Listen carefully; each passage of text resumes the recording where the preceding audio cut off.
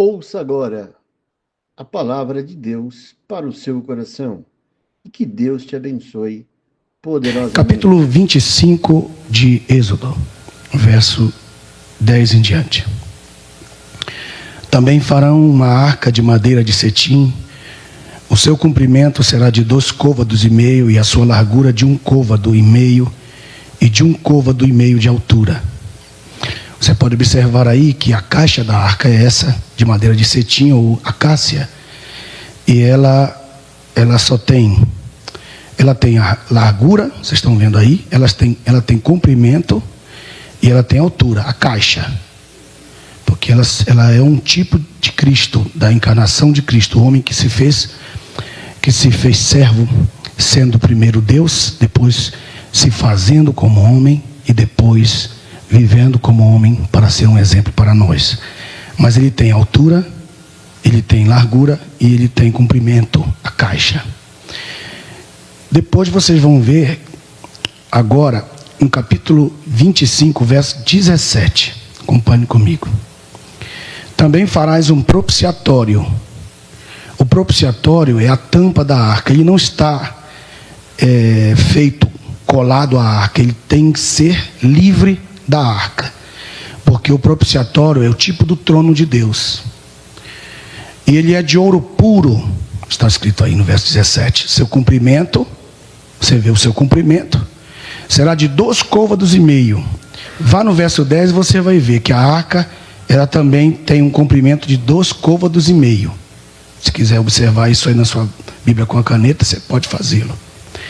Então, ele é do mesmo tamanho em comprimento. E depois, a largura de 2,5 côvados. Você pode ver também no verso 10, que concorda com o verso 17. Que a sua largura é de 2,5 côvados. E termina, e não tem altura. Não tem altura. 2,5 côvados de comprimento, 1,5 côvado de largura. Mas aí não tem altura. Diga para mim por quê? Porque o trono de Deus não tem altura, ele é altíssimo. Ele é altíssimo. Então não dá para medir a altura de Deus, a altura do trono. Como homem, ele tem medida, tem largura e tem altura. Mas como Deus, altura não. Por isso, altíssimo é. No esconderijo do Altíssimo nós nos escondemos. Então sente-se e mantenha a sua Bíblia aberta e vamos ver o que Deus tem para nós nesta manhã.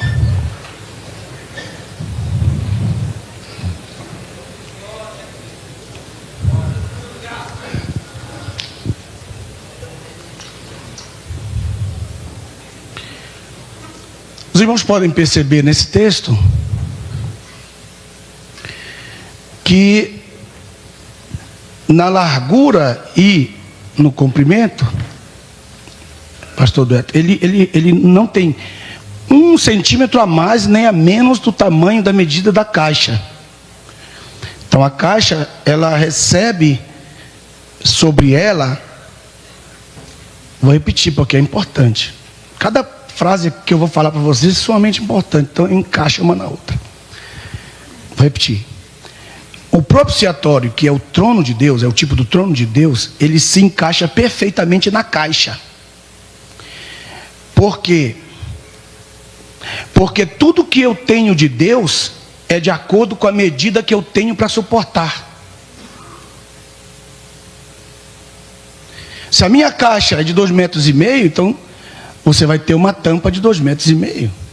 Claro que aqui não é 2,5 metros, eu estou só dando um exemplo, um que saiu da minha boca. Se a sua caixa é de 3 metros, então Deus vai se revelar em 3 metros sobre você. É você que diz: eu te suporto, Deus, até aqui eu suporto. Mas Deus não vai fazer nada, nem tribulação, nem glória, veja bem, nem tribulação, nem glória maior do que você possa suportar. É a sua caixa que diz: posso suportar 2,5 metros, nem mais nem menos, ela vai se encaixar ali. Por isso que nós temos que prosseguir em conhecê-lo. E esse conhecimento vai à medida do nosso crescimento. E à medida que o nosso crescimento vai se manifestando, e o caráter e a nossa caminhada vai sendo trabalhada por Ele através da vida, da universidade da vida e das circunstâncias adversas e as boas circunstâncias da vida, vão formando em nós um caráter. E esse caráter vai sendo uma caixa preparatória para receber aquilo que Deus tem. Mas Ele não dá para nós mais do que nós podemos suportar, jamais. Todas as vezes que nós pensamos que nós já temos algo maior do que nós podemos suportar, aí nós caímos, porque o peso é maior e ele rebenta a caixa, ele destrói a caixa. E aí vem a soberba, porque a própria soberba, ela arrebenta o seu pedestal, porque o seu pedestal não pode suportar. No dia em que Davi matou o Golias, ele não ficou com a espada do Golias, mas a espada do Golias era o prêmio dela. E o sacerdote Emelec pegou a espada, envolveu no éfode e foi e guardou lá onde ficava o tabernáculo. Depois de mais ou menos 19 anos, que ele já estava fortalecido, já tinha músculos, já havia passado grandes lutas com Saul, fugindo e se preparando com o seu exército, aí Deus disse para ele: agora você já tem força para levantar a espada, porque no tempo em que você matou o gigante Golias, você só podia carregar 5 pedrinhas.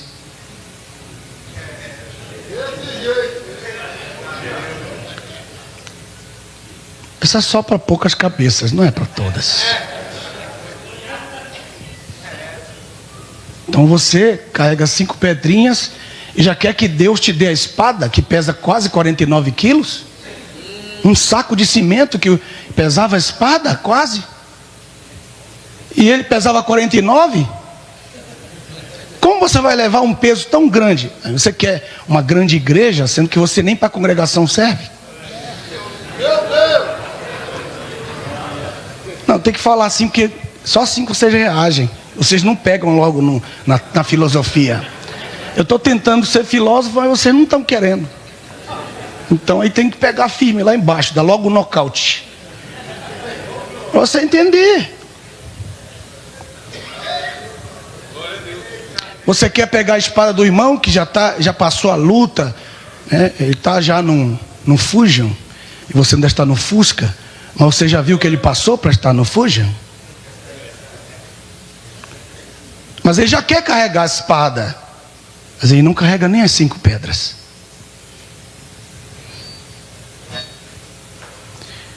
A medida que Deus te dá em glória e em honra é a medida da capacidade da caixa. Pergunta para o teu irmão, como é que está a tua caixa? Pergunta, tem vergonha dele não? Como é que está a tua caixa? Ela aguenta?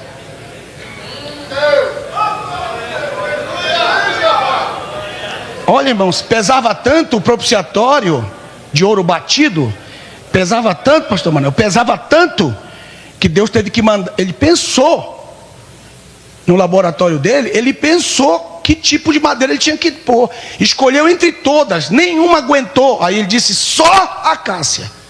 Digam por quê? Digam com vontade, que eu estou com vontade de falar.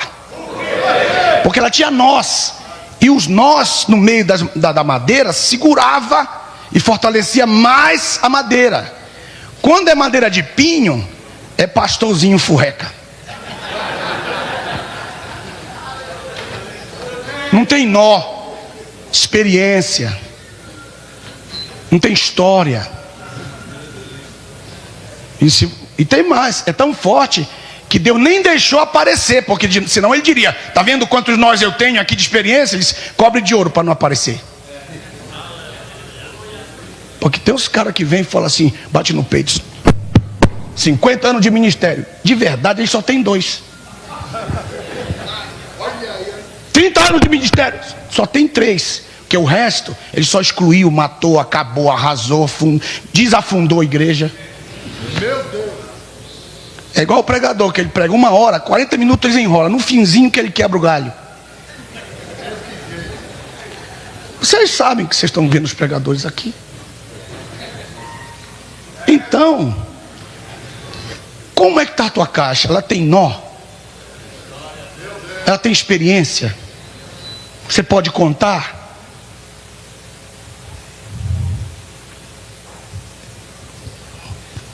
O trono de Deus, ele é a honra sobre esse homem encarnado, que é a caixa, que é a natureza humana. Porque ele diz assim, no livro de Esdras: quem de vocês aqui viu, e também no livro de Ageu, viu a primeira casa na sua glória? Não é nada em comparação àquela, não é assim que está escrito? Pois a glória da última casa será maior do que a primeira. Por quê?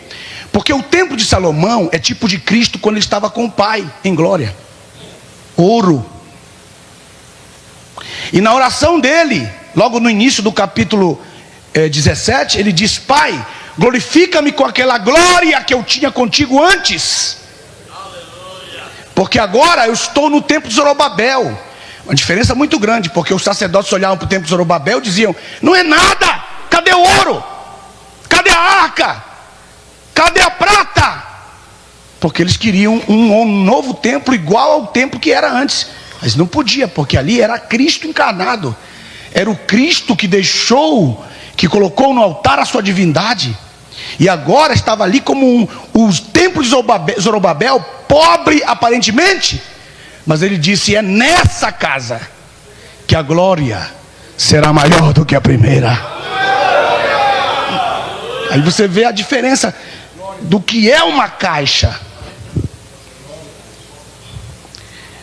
Sendo o propiciatório, verso 17, o trono, eu queria compartilhar com meus amados irmãos nesta manhã, das pessoas que tiveram experiência com o trono. Anote, por favor. É muito importante para o nosso enlevo espiritual nesta manhã. Verso 17: farás um propiciatório de ouro puro. Preste atenção que nessa página da sua Bíblia, logo na parte de trás, no verso 24, preste atenção, que não é à toa que Deus colocou o propiciatório aí. Não olhe para mim, olhe para sua Bíblia.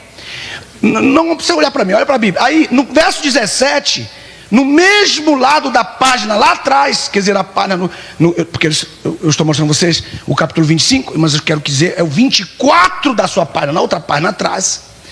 Você vai perceber que é a primeira vez na Bíblia que Deus revelou o seu trono a um homem, que foi chamado Moisés. Capítulo 24. Algumas coisas desse trono, desse propiciatório. E onde era a caixa? Era o Monte Horebe. O Monte Horebe foi como se fosse a caixa do trono, porque foi a única vez que o propiciatório foi revelado de uma forma tão palpável, tão real. Foi aqui no Monte Horebe. Capítulo 24. Algumas coisas relacionadas ao propiciatório aqui. Real. Não tipo, real. Capítulo 24. Depois disse o Senhor: sobe ao Senhor tu e Arão, Nadab e Abiú. Vocês estão percebendo aí? Que ele levou Arão, Nadab e Abiú. Você percebeu, irmãos, que as pessoas que se rebelam conosco são aquelas que têm maiores privilégios? São as que a gente dá para elas oportunidades de estarem conosco, mas elas invejam a nossa comunhão com Deus e também os nossos privilégios e os nossos deveres. Elas invejam até nossas tribulações. Ele não podia nunca, meu pastor, dizer: você nunca me revelou Deus, você nunca me levou nos melhores restaurantes.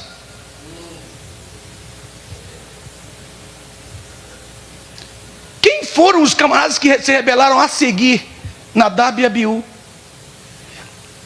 Deus deu oportunidade para eles verem o que ninguém viu: o trono de Deus, a primeira revelação do trono de Deus. Nadab e Abiú, veja aí, 70 anciãos ficaram mais longe inclinados, está no verso 1. Deus também revelou às jovens, isso aqui é uma grande mensagem para o congresso de jovens. E o verso 5: enviou certos jovens dos filhos de Israel, e eles ofereceram sacrifícios. Eles não eram sacerdotes ainda, porque esses aí eram jovens que ele escolheu. Aí ninguém nunca teve esse privilégio, porque o sacerdócio ainda não havia sido estabelecido aí. E ele pega os jovens, vem, e ofereceram um sacrifício. Depois foi que ele fez um reciclagem, colocou só a tribo de Levi, por causa do capítulo 32, que vocês sabem, do bezerro de ouro.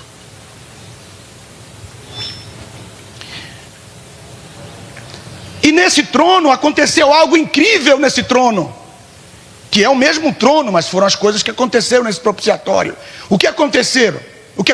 Verso 6: Moisés tomou a metade do sangue e pôs em bacias, e a outra metade do sangue espargiu sobre o altar.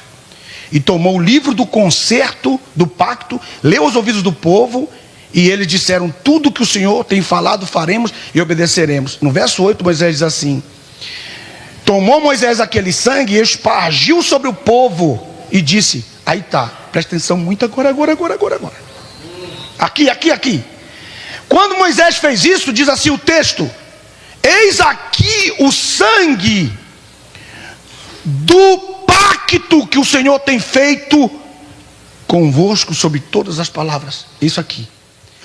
Jesus leu esse texto aqui, pastor Dueto, e quando ele chamou os seus discípulos à mesa, ele fez algo incrível em relação a isso, contrapondo essa parte, porque Moisés pegou o sangue e pôs em 2 bacias, declarando que a primeira bacia é o antigo pacto, é o Antigo Testamento, e deixou a outra bacia para Cristo.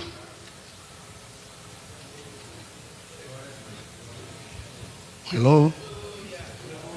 Meu Deus. Como que eu provo? Dê um pulo, deixa alguma coisa marcando aqui, aí onde você está, e vá para Mateus 26, que você vai perceber que Jesus usa as mesmas palavras aonde Moisés parou. Porque Moisés disse: se levantará um semelhante a mim, dizendo o seguinte, o resto que ele vai fazer. Mateus 26.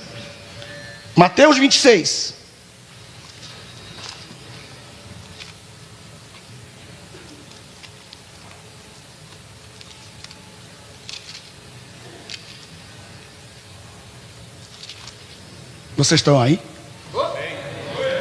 Mateus 26. Vocês estão aí mesmo? Lá vai. Aí diz assim, verso 26. Enquanto comiam, Jesus tomou o pão e lembrou de Moisés, da outra bacia. Pastor, ele jogou, aspergiu sobre o povo, pegou o sangue daquela primeira bacia que é o antigo pacto, disse: este é o concerto que Deus faz convosco. Jogou, aspergiu. Aí, agora Jesus vai fazer o seguinte, dirigente: se eu não vou aspergir, bebei.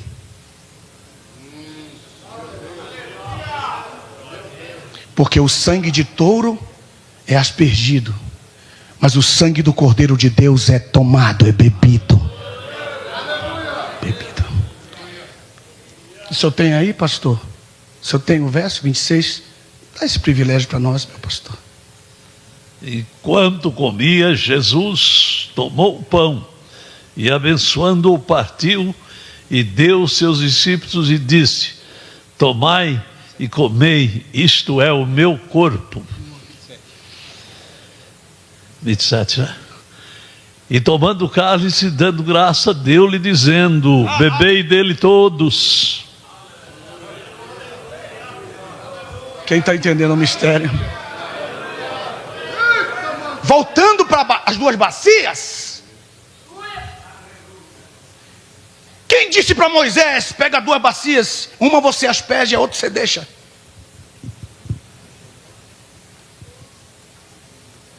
Todas as verdades que ele coloca, por exemplo, quando chega na hora da morte dele, ele diz assim: quem tem espada? Pedro disse: Senhor, aqui está. Temos 2. Ele falou: está tudo bem, com essa basta, o novo antigo e o novo antigo, as 2. Você tem uma espada dobrada na sua mão. Você tem 2 bacias, você tem 2 espadas. Com elas, isso basta fazer a obra. Só que com uma diferença: esse sangue não é espargido sobre a sua vida. Esse você tem comunhão com Ele, você bebe esse sangue. Uma mensagem para a ceia do Senhor. Porque esse sangue passa para dentro de você. Não é mais uma aspersão. É uma comunhão. É uma intimidade de Deus em ti.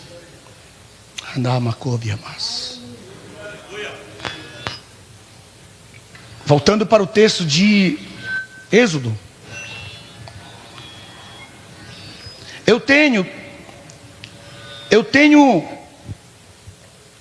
diante desse trono, eu tenho sangue, eu tenho bacia, eu tenho aspersão, eu tenho oportunidade para os obreiros, mesmo sabendo que eu sei que eles vão se rebelar. Eu tenho jovens. Nesse trono, Deus está abrindo uma porta tremenda diante da sua presença, para mostrar que Ele é acessível no seu trono. E no verso 11, diz assim, verso 11, no final do verso 11, viram a Deus. Eles comeram e beberam. Eles participaram de uma ceia, a primeira ceia, com sangue e com pão.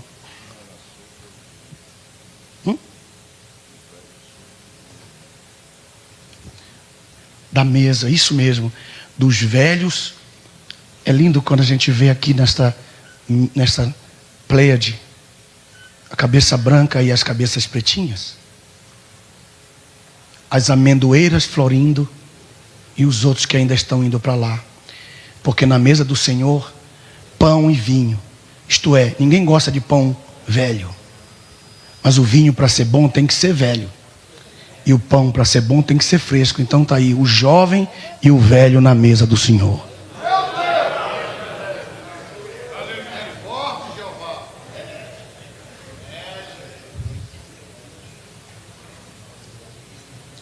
Quem tem ouvidos para ouvir, ouça, disse o pastor. O que nós vemos aqui também no trono? Uma tábua, as duas tábuas. Moisés começa, é porque quase ninguém fala disso, porque tem, não, é um certo temor, mas eu tenho que falar sobre isso, mostrando para vocês que não importa a glória que eu tenho no ministério, eu tenho que me cuidar para que eu não perca a honra lá na frente. Digam para mim como? Diga. Moisés não estava no trono, não era o principal de Deus ali, do ponto de vista humano? Ele não recebeu aquelas duas pedras? E o que ele fez com as pedras? Ele em si impacientou e as quebrou. E as quebrou. Deus não disse nada, mas Deus não mandou ele quebrar as pedras. Mas Deus não. Deus, sabe quando a gente fica entalado com o obreiro da gente, aí a gente quer falar, mas a mulher da gente diz: não fala.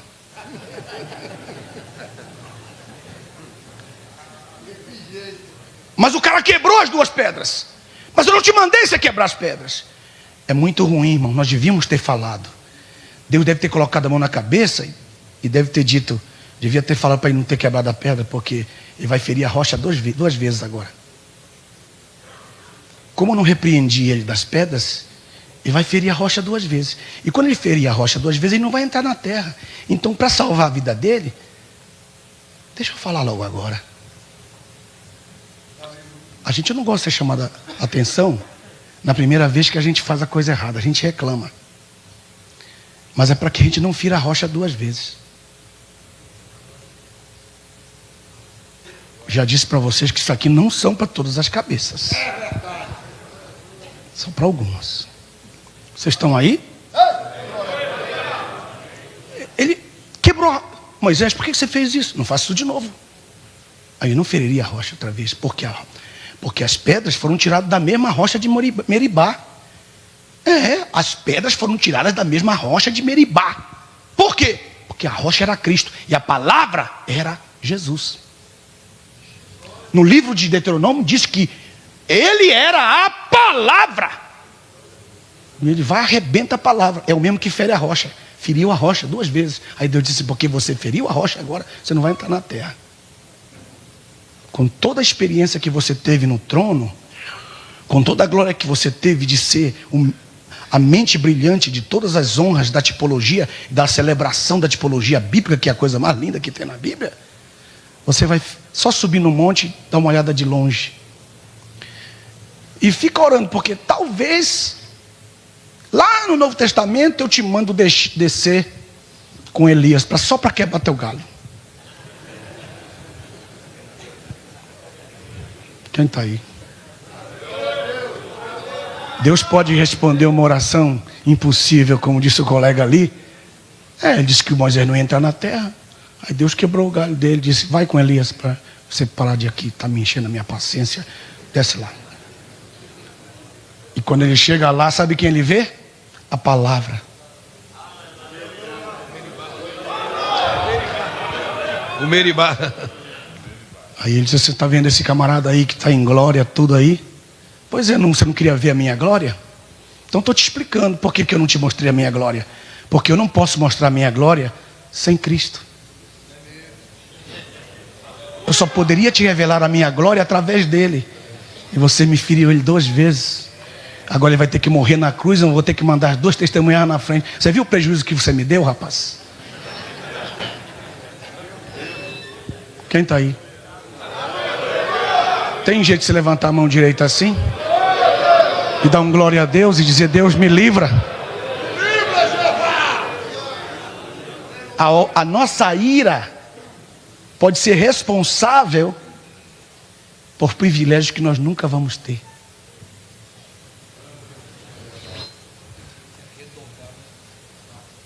Deus teve que arredondar a precipitação de Moisés. Quebrar o galho dele. Porque ele era chamado por decreto, aí todas as coisas concorreram para o bem dele. Porque quando a gente é chamado por decreto, não é igual por concurso. Concurso todo mundo faz aí. Alguns passam e outros não. Por decreto é canetada. Quem está aí? Pergunta assim meio carinhosamente para o seu irmão. O chefe não fez uma canetada para você, não? Porque se fosse pela tua glória, você estava lascado. Você nem passaria no concurso.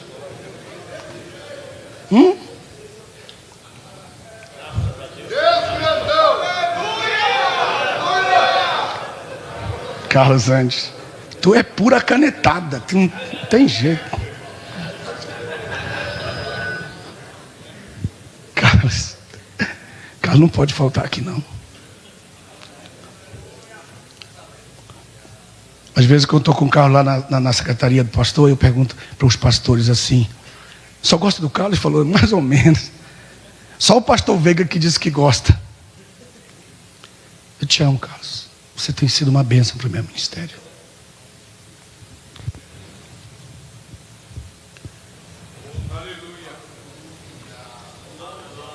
Vocês estão aí?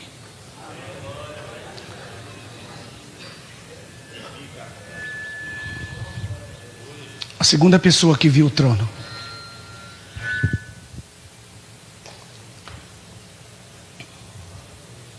Tem uma coisa aqui que eu não posso passar. Vocês estão aí?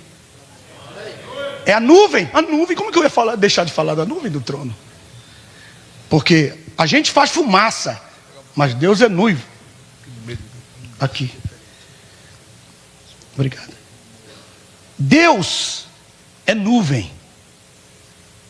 Quando eu estava fazendo a tradução do capítulo 6 de Isaías, eu descobri lá, pastor Veiga, que lá é nuvem, não fumaça. Assim, e o fumo enchia o templo. Dá até uma ideia de que Deus é meio fumante. É porque o camarada pensa que Deus está inalando. Isso é besteira. Isso aí é forte.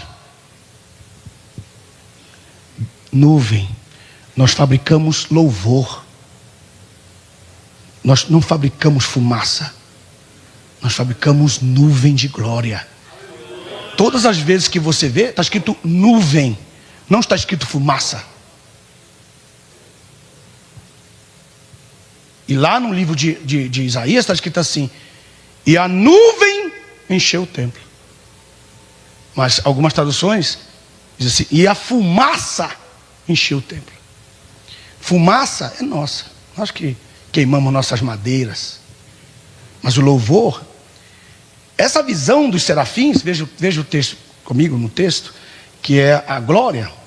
Vocês podem observar, não posso deixar de falar da nuvem. Aí está, no capítulo 24, acompanhem comigo.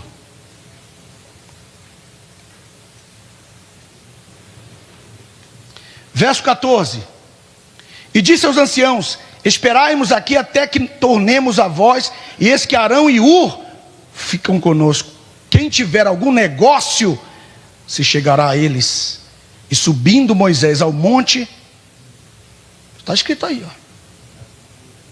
A nuvem, aleluia, cobriu o trono. Era interessante esse assunto da nuvem, porque quando dava 6 horas, quem que dava o clique para acender? Porque diante dos olhos do povo, pastor Veiga, a nuvem deixava de ser nuvem para ser... Ela prendia em fogo. Todos os dias às 6 horas. Digam para mim, quem fazia isso? O sacerdote. Quando o sacerdote entrava no santo lugar, que ele pegava e acendia o candeeiro, no momento em que ele acendia a primeira luz, a nuvem lá em cima também acendia. De manhã cedo, às 6 horas em ponto, ele tinha que correr lá para o santo, e ele vinha com o espevitador, e ele apagava, e quando ele apagava, lá em cima também, a glória se transformava em nuvem para o dia. Porque o mesmo pastor que acende o fogo, ele também tem poder de apagar. O fogo não queima. O fogo não queima no candeeiro 24 horas, só queima 12 horas. Depois ele apaga para meditar, apaga para orar, apaga para pensar, apaga para viver, apaga para estar com sua família, apaga para se divertir com a sua família. Ele não vive o tempo todo orando. Ele não vive o tempo todo falando em línguas. Ele não vive o tempo todo na igreja. Ele tem também os seus compromissos pessoais. Às vezes é difícil terminar um culto, mas você tem que terminar. Agora, esse homem que foi acostumado à nuvem, começou a se acostumar com ela, e ele, sou o homem da nuvem. Entre os 6 dias, no 7º, a glória de Deus vem e se manifesta. E Deus diz assim para ele: você vai construir agora um tabernáculo? Você vai construir agora um tabernáculo? Você vai construir um tabernáculo? E vai levantar um homem chamado Arão para trabalhar a sua autoridade, debaixo da sua autoridade. E depois que você tiver terminado todo o tabernáculo, quando o tabernáculo estiver pronto, eu vou descer, e a minha nuvem vai entrar sobre aquele tabernáculo. Mas antes que ela entre, você mete Arão lá dentro, ele vai ficar lá dentro, e a nuvem vai descer. E a nuvem desceu. Quando Moisés ia entrar, Deus, você não. Você não vai entrar, fique de fora. Estava acostumado à nuvem, agora Deus está dizendo para ele não entrar, porque a nuvem não ia deixar. Nós temos que respeitar os momentos dos nossos colegas, quando Deus está dando a eles a honra. Nós temos que aprender a ficar do lado de fora, sem tomar a cena. Já disse para você. Muitas vezes a gente não se alegra com a alegria do outro colega. E Deus está dizendo: Moisés, essa nuvem não é para ti agora. Nessa você não pode entrar. A honra é dele. E quantos irmãos que estão querendo se meter na nuvem do outro? Vamos ver no capítulo 40.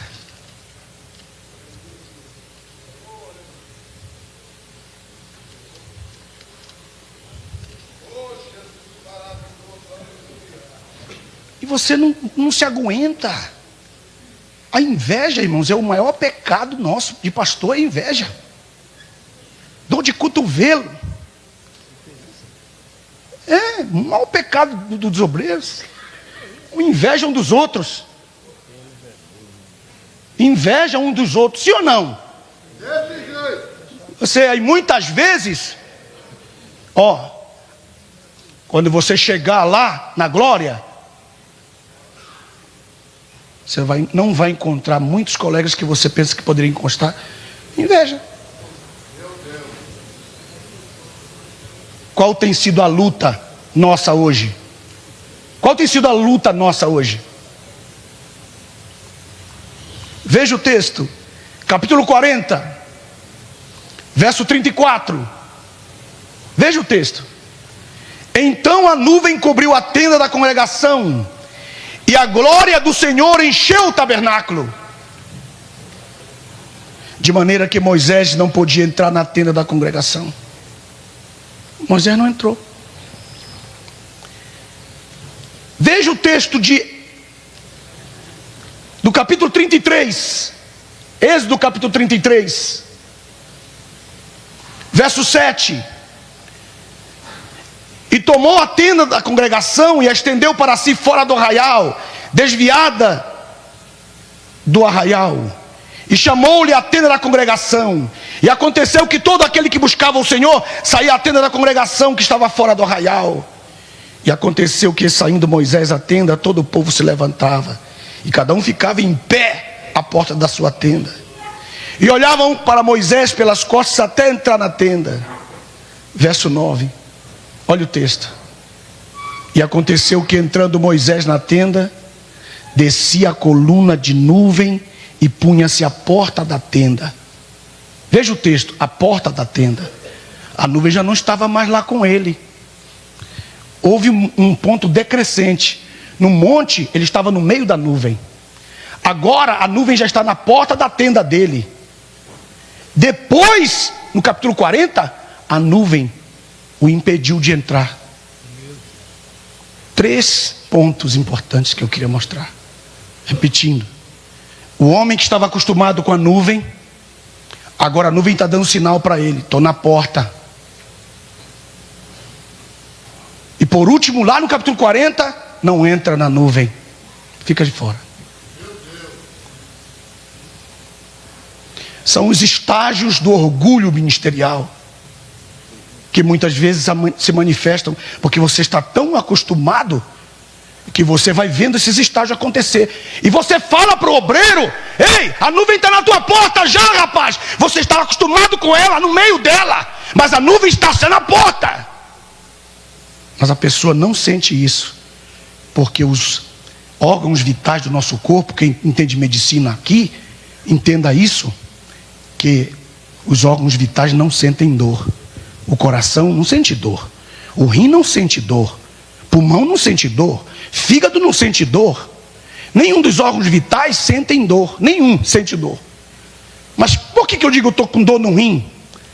É o músculo que está ligado ao rim, aos órgãos vitais, o músculo que está sentindo dor. Ele que sentiu dor pelos órgãos vitais. Então aquele irmão que ora por ti chega e diz: pastor, obreiro, está andando mal. Você está andando mal. Mas o órgão vital diz: que é isso, rapaz? Eu sou autoridade aqui, rapaz. Você não vê que eu sou o coração, que eu sou o fígado, que eu sou o rim? Vai sentar, você não sabe de nada. Mas o músculo está dizendo: Deus, tem misericórdia.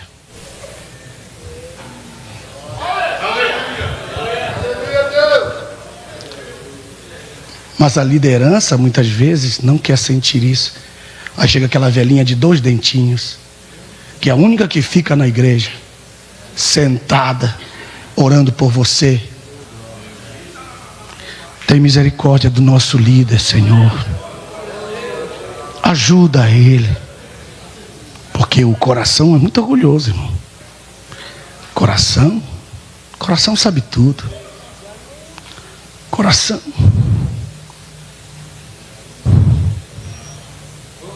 O fígado.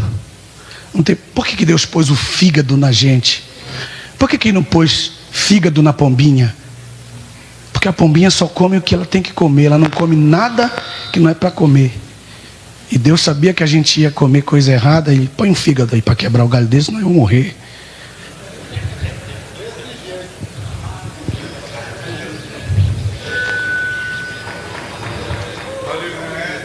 A nuvem. Estágios. A mesma coisa que aconteceu com Moisés, aconteceu com Israel.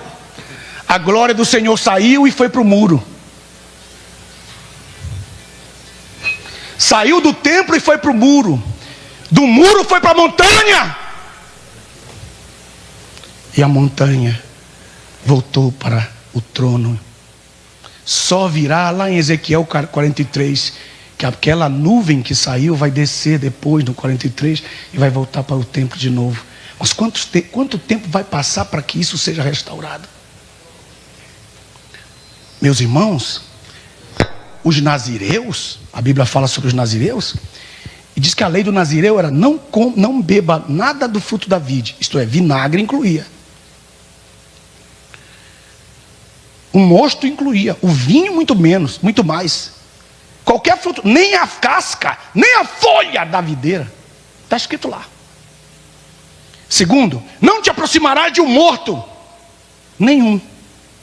E depois, não cortarás a trança da tua consagração, cabelo. Para o homem, é vergonhoso manter o cabelo grande, mas ali é uma tipologia de que eu estou disposto a passar vergonha pelo Evangelho. Quanto aos corpos mortos, que representam as pessoas ruins, que a gente se relaciona, que só transmitem coisas ruins. Você senta na mesa, elas só sabem falar mal das pessoas. Transmitem morte o tempo inteiro. Você senta com elas, elas só sabem criticar. Elas veem tudo que você fez de errado, menos o que você fez de certo. Elas só te tentam denegrir. Você não se aproxima delas e você pergunta: por que será que eu não tenho amigos? Você só fala isso. Corpo morto. E o consagrado se afasta dele, porque é corpo morto. E o primeiro, o vinho, os prazeres dessa vida. Tem muitas coisas dos prazeres dessa vida que Paulo disse, são lícitas, mas não me convém, porque eu sou nazireu. E como consagrado ao Senhor, eu não vou tomar, não vou beber, não vou pegar. É uma abstinência em glória de honra no altar. Sansão. Quando Sansão nasceu e cresceu, o primeiro erro que ele cometeu foi se aproximar de um corpo morto. E a Bíblia diz que ele não avisou para o pai dele nem para a mãe dele. Diga por quê? Porque ele teria que ir para o sacerdote, porque diz a Bíblia que se o nazireu se aproximasse de um morto, ele tinha que ir lá para o sacerdote, confessar para o sacerdote e dizer: eu me aproximei de um morto, corta a minha trança para que nasça cabelo de novo, porque eu quebrei a trança da minha consagração. E teria que submeter o sacerdote e dizer: eu tenho que cortar porque elas perderam o seu poder, porque o texto de Números diz assim, número 6 diz assim: e perderá o poder da sua consagração se aproximar de um corpo morto. Então, se ele se aproximou de um corpo morto, ele teria que voltar, falar ao pai dele, e o pai dele ia levá-lo ao sacerdote, o sacerdote ia pegar uma navalha, ia cortar o cabelo dele, e o cabelo dele ia crescer de novo. E o que ele fez? Ele escondeu dos seus pais.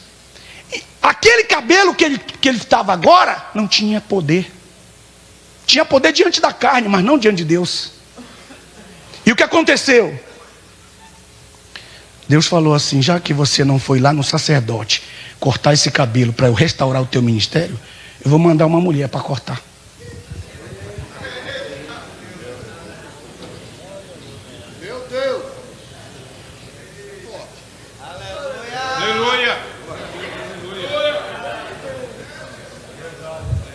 Todo mundo mete o pau em Dalila. Mas veja desse ponto de vista para você ver. Se você não se humilhar ao seu líder e dizer: ora por mim, me perdoa, me ajuda, corta esse cabelo velho que não presta mais, arranca essa barba velha do tempo passado e ora por mim, que cabelo novo vai acontecer, vai nascer uma nova unção na minha vida, meu ministério vai tornar outra vez. Me tira essa miséria da minha cabeça. Eu confesso, eu quero que o Senhor me ajude.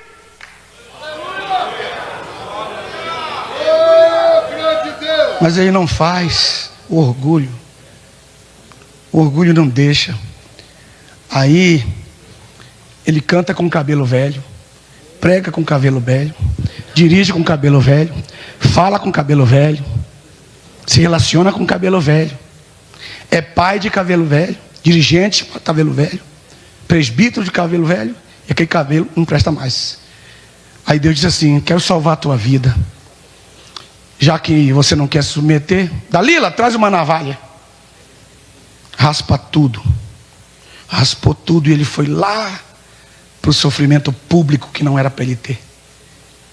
Deus queria tudo no particular, mas já que você não quer, vai para o público. E lá no público ele ora e diz: Senhor, já rasparam meu cabelo, faz crescer de novo.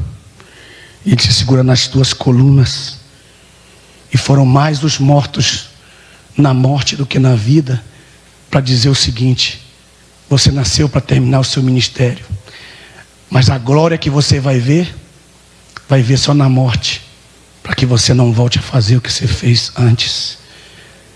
E alguns obreiros, só nos últimos minutos da vida é que a glória de Deus se manifesta na vida deles, nos últimos momentos. Vocês estão aí?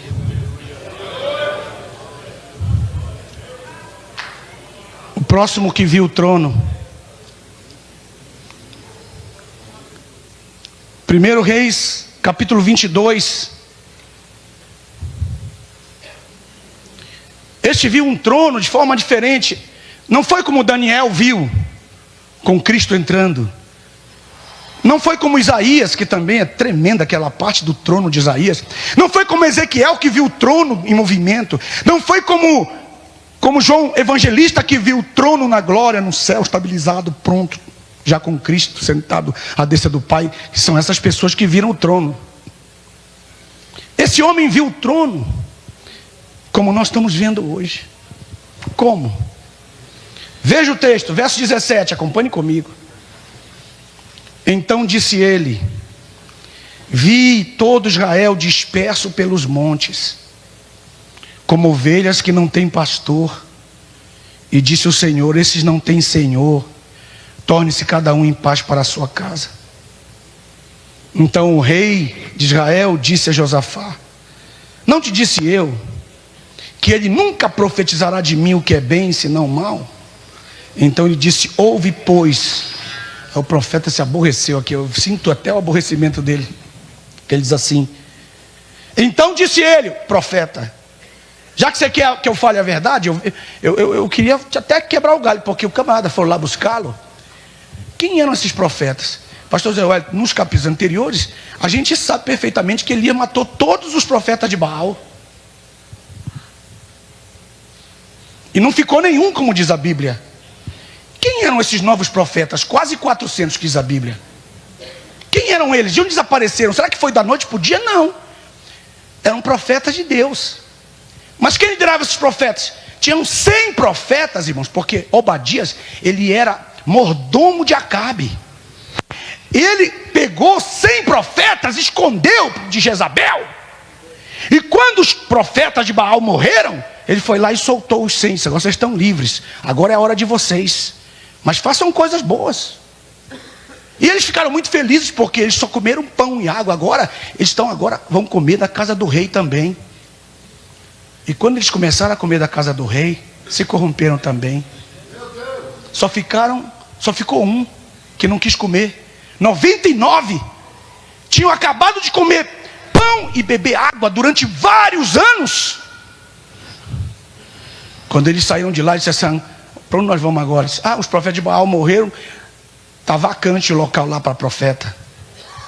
Vamos para lá. Eles foram, chegaram lá, comeram a comida, começaram a comer a comida do rei, se corromperam.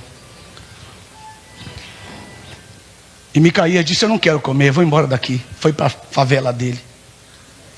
Chegou longe, meus irmãos. Alguém foi lá e disse: Micaías, olha, o rei mandou te chamar, porque Josafá disse: não tem profeta de Deus aqui não? Já pensou você ter quase 400 homens, irmãos? Mais do que todo mundo que está aqui.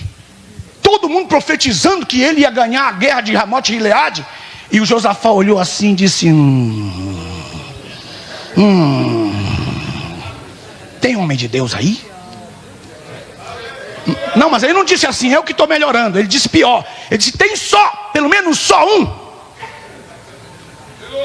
Aí disse assim, tem um que só fala mal de mim. Esse é esse aí, pode mandar buscar. Quem pode dar um glória a Deus aí, porque é fácil. Aí é que dos 99 chefes, dentre os 400, quase 400, foi lá e pôs a mão no ombro dele e veio andando com a mão no ombro. Você sabe, quando o cara vem andando com você na mão no ombro, é porque ele vem tentando te enrolar. Cuidado. Irmão, quando teu pastor andar com você assim, com a mão no ombro, você, ih, rapaz, você se afasta assim um pouquinho e diga, o que é que o senhor quer? Vai te mandar bem para longe, para o exílio. Você está disputando com ele. Olha, aí o texto, o cara foi lá, pôs a mão no ombro dele e veio andando. Micaías, é o seguinte, você tem que falar bem, porque todos nós estamos falando bem. E o rei está esperando que você fale uma palavra boa. Vai e fala. E ele, vive o Senhor, que tudo aquilo que Deus me disser, eu vou falar. Vocês estão aí? No caminho, ele mudou de ideia e disse, eu vou concordar com esses profetas. Porque se eu concordar, por minha palavra, Deus vai dar até... Porque Deus, irmãos, ele vê na autoridade do profeta o que o profeta diz, daquele que ele ama. Daquele que ele ama, tudo que você disser, ele faz. Porque ele te ama e você tem comunhão com ele. Disse, então tá bom, eu vou lá. Chegou lá e disse assim, ô Acabe, vai que Deus vai te dar vitória. Se ele parasse ali e deixasse ser arrogante, ele não ia morrer com uma flecha. O cara foi tão vivo que ele disse para o colega dele, Josafá, você veste a veste de rei e eu visto a de soldado. Porque ele tinha certeza que ele ia ser procurado. Meu irmão, na noite anterior da guerra, Deus falou com o rei da Síria e disse assim, para os 12 chefes deles, disse assim, vocês não vão para guerrear para matar ninguém não, vocês só procurem o rei. No outro lado ele disse assim, estou desconfiado que esse cara vai me procurar. Vamos fazer o seguinte, você, Josafá, veste a veste de rei e eu de soldado, tá certo? Pobre do Josafá, vestiu, caiu numa fria. Mas foi numa fria, porque os caras correram atrás dele. E vamos lá, certamente esse é o rei. Ele disse, eu sou Josafá. Aí eles disseram, então vai embora, seu Josafá, não queremos Josafá. Aí eles disse, vamos embora, vamos terminar. Aí o soldado diz assim, eu estou com a última flecha aqui, vou jogar para cima.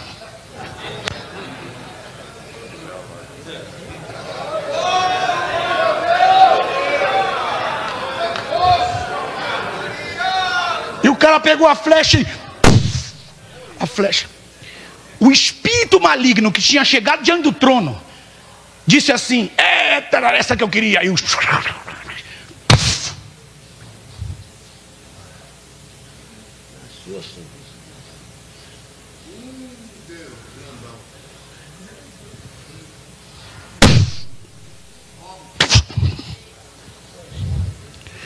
Quem teleguiou a flecha?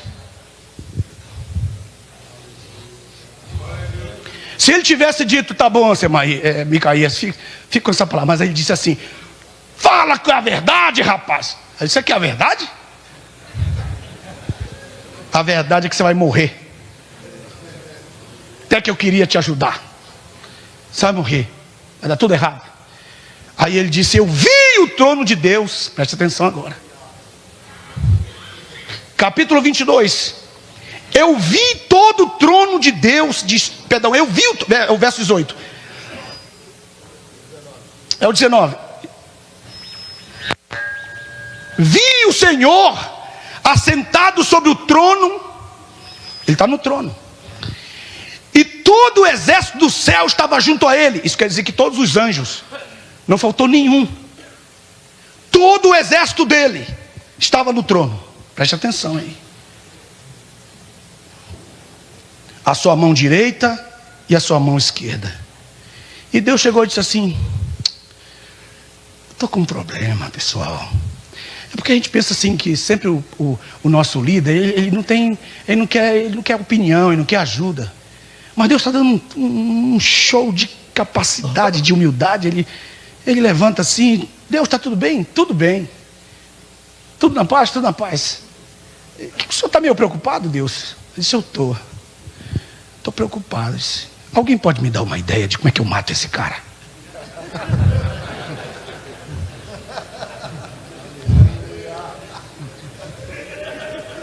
Aleluia. Aí chega um anjo e fala assim: Deus, o Senhor é todo-poderoso, o Senhor é grande, o Senhor é o chefe, você pode fazer o que o Senhor quiser. Aí Deus sabe o que ele faz, meu colega? Deus diz assim: o cara se vestiu de pó e cinza anteontem, andou de pó e cinza, o cara se humilhou. O que eu faço? Talvez não é verdade, vai lá e vê. Não, eu mesmo vi que é verdade, ele se humilhou. Depois que ele ouviu a palavra, eu não posso matá-lo, se humilhou, ele se humilhou. Vai contra a minha justiça. Ele andou em pó e cinza, se implorou, andou vários anos. E agora? Isso é Deus.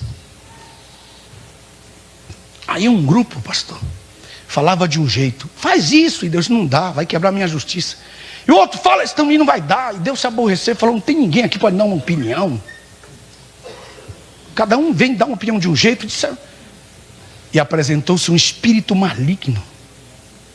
E o espírito maligno veio dando risada: Deus, santidade, já estive com o senhor, já trabalhamos juntos.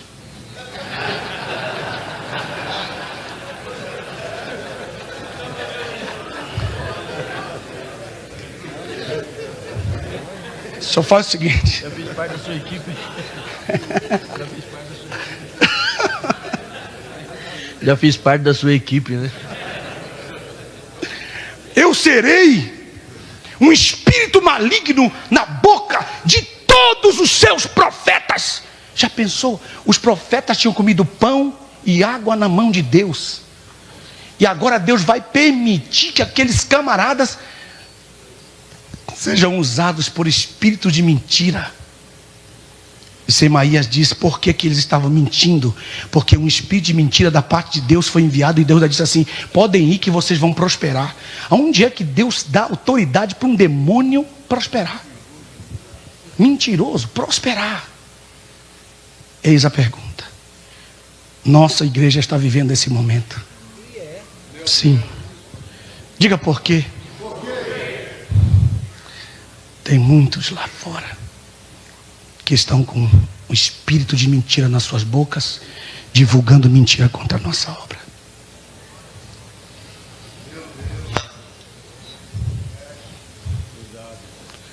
E vocês têm visto, têm andado o Brasil inteiro.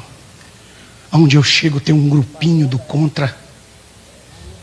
Eu olho para eles, todos eles estão na miséria. Os carros não prestam, as igrejas caídas, vazias. Eles não sabem nem de onde eles são. Estão completamente perdidos pela força do espírito de mentira. E tem muitos buzinando no ouvido da gente aqui. Lá embaixo, na hora de tomar café, aquele pessoal que não sobe.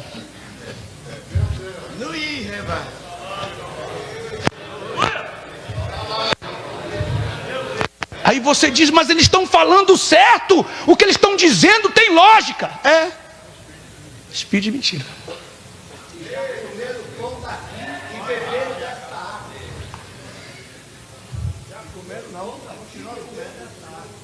De Belém. Aí você diz: mas por que esse grupo? Mas não é nada, isso que eu quero dizer. Tudo que eu disse é só uma introdução para o que eu quero dizer agora. Vocês estão aí? Lá vai. Estão prontos? Diga que você está pronto. Por que que os anjos estão confusos? Por quê? Por que que os anjos não têm uma opinião correta para dar para Deus? Por que Deus ficou triste com eles? Porque eles não tinham uma opinião correta. Resposta: enquanto nós que somos os profetas de Deus estivermos desunidos na nossa opinião, Deus não pode operar com poder como Ele quer operar.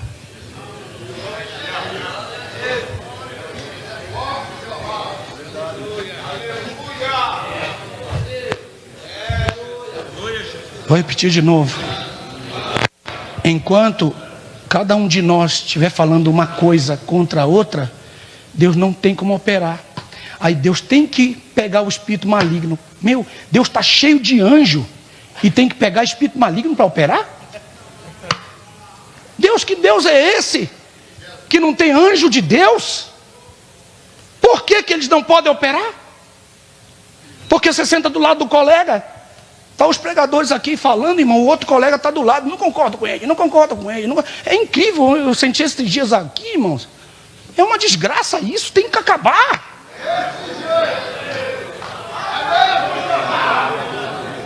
Passa bilhetinho, ontem eu peguei 2.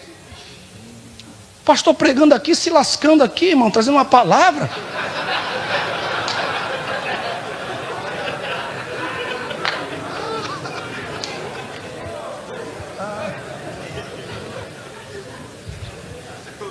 Aleluia, glória a Deus, aleluia. Deus, mas a opinião está... Os profetas da Assembleia de Deus estão divididos. Sofre o homem de Deus, porque ele não pode ser inimigo nem de um nem de outro. Agora tem que colocar uma bolinha, amigo do pastor, para identificar quem é amigo, porque o negócio está tão feio.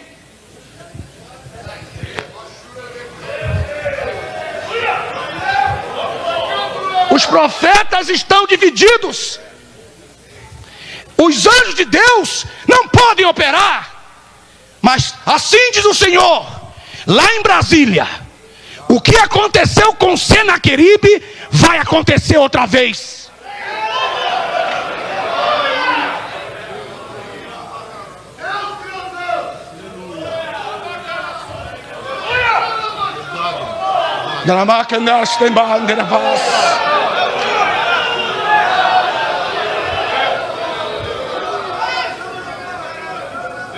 Vocês vão ver a glória de Deus como nunca viram, porque agora o Senhor disse: basta, basta, basta. Já chega, já chega. Quem é profeta de Deus aqui está de acordo que nós só temos uma liderança. Fique de pé aqui agora.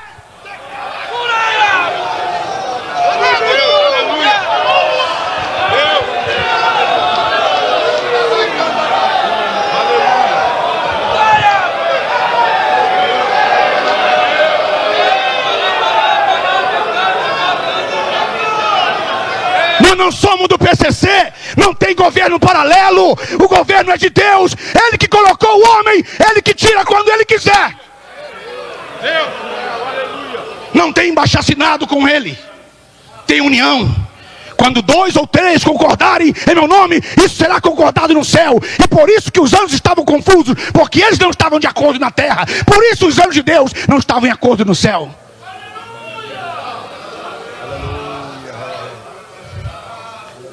Dá um abraço no seu irmão profético e diga: você está comigo então. E deixa de graça, para de onda, rapaz. Deixa de conversa fiada.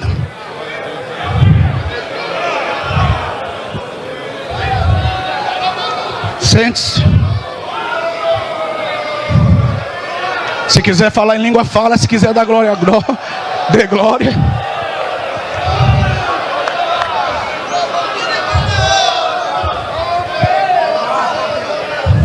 Chama o nome do seu companheiro que está lá atrás, lá na frente. Chama aí, eu quero ver se você é homem mesmo. Chama, fulano de tal, olha Deus aí no negócio. Fala aí pro seu companheiro. Fala aí pro seu companheiro. Olha Deus aí, olha Deus aí.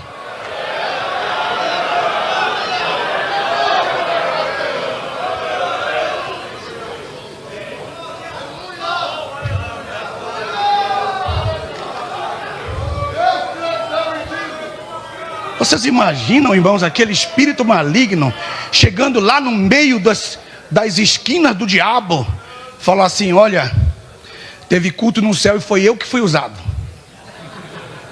Isso não é uma vergonha, irmãos? O jactaneio desse demônio, como é que ele não se orgulhou, pastor Sérgio da Paz? Porque não tinha ninguém de Deus que pudesse ser usado por Deus. E por que você foi usado? Fui usado porque não tinha ninguém de Deus que tivesse dado ou capacidade de dar uma opinião.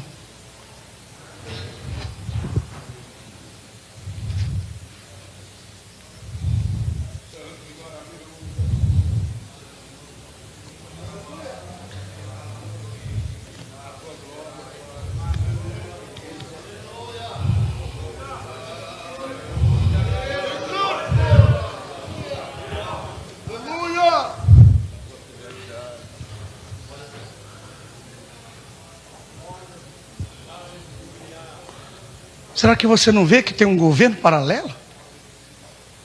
Nadab e Abiú subiram no templo, subiram no trono. Nadab e Abiú estiveram no trono.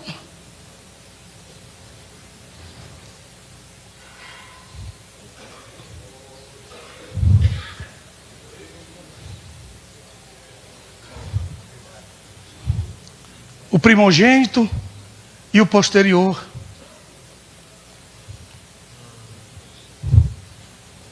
Vai chegar a tua vez, camarada. E talvez quando chegue você morra no mesmo dia.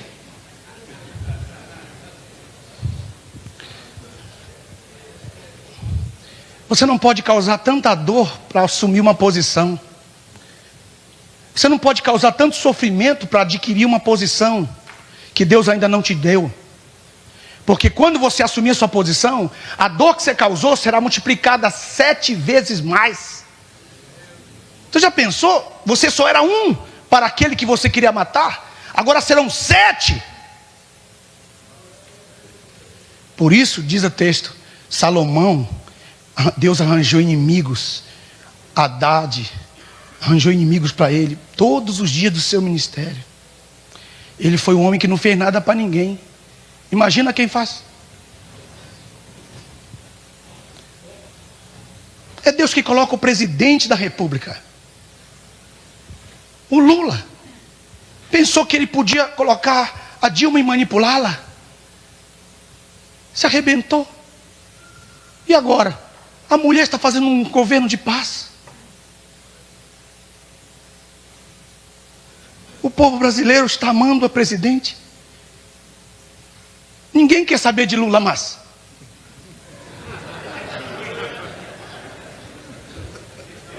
É porque você coloca o presidente. Aí você diz assim: eu vou morrer. Aí você manda 10 mil reais para minha esposa depois que você assumir a congregação ou a igreja. O cara nunca vai lembrar nem da sua mulher. Porque não é você que vai cuidar dela, é Deus. Meu sogro, 50 anos de ministério. Pastor, não te dá tanto. Passa a igreja para mim. Ele nem lembra de vez em quando. Pastor Célio que leva uma comida para ele. Vocês estão vendo? Você começa a preparar caminho para o seu futuro. Porque você não confiou em Deus, nem porque você plantou também. Então você não vai colher. Mas se você plantou, vai vir de onde você menos espera.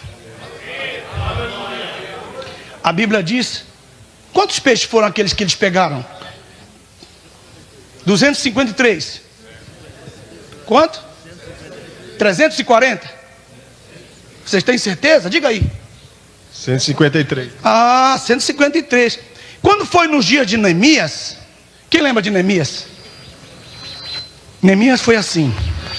O povo chamou Neemias e disse assim: nós queremos te dar um salário, Neemias, porque você é o governador.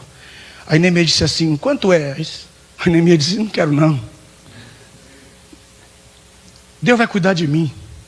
Eles ficaram tristes porque Neemias não quis receber. A Bíblia diz que Deus levantou 150 nobres que traziam víveres, comida, carne, moedas, dinheiro para ele. E ele viveu melhor do que se ele tivesse recebido um salário. Então 150 é o tipo da provisão de Deus.